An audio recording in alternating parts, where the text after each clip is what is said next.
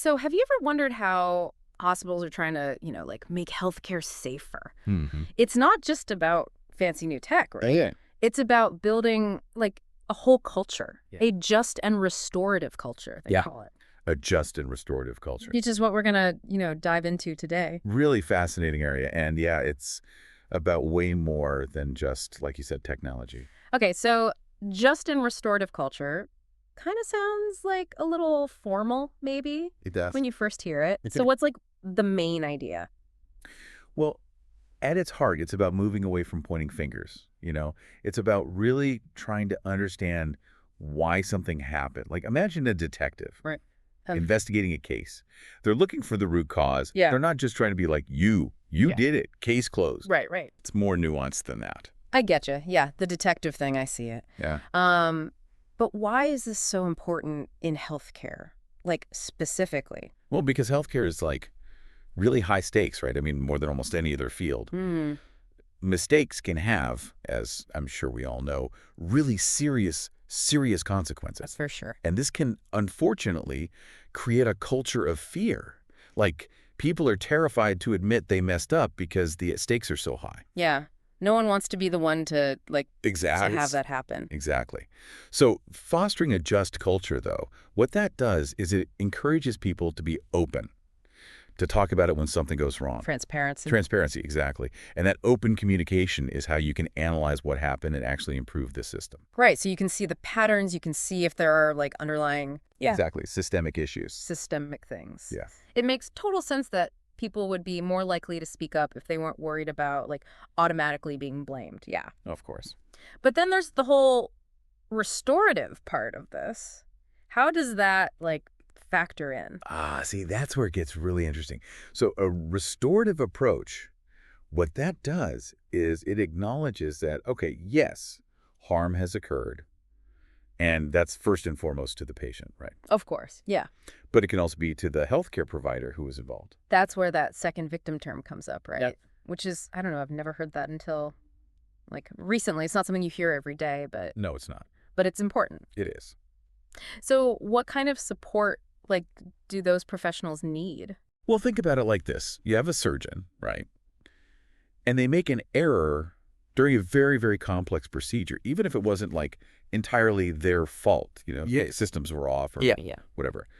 The emotional impact of that, the toll that takes, can be immense. Oh, absolutely. They could be dealing with guilt, anxiety, even PTSD in some cases. Wow. It's a lot. So a restorative approach recognizes that this trauma exists and that these people need help. And that could look like counseling. It could look like peer support groups.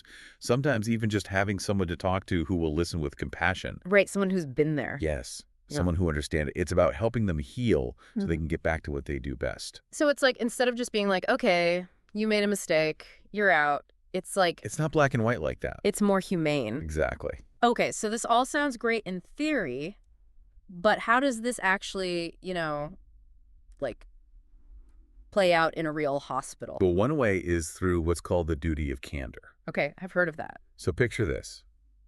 A surgeon has to explain to a patient that there were complications during their surgery. Oh, boy. Right?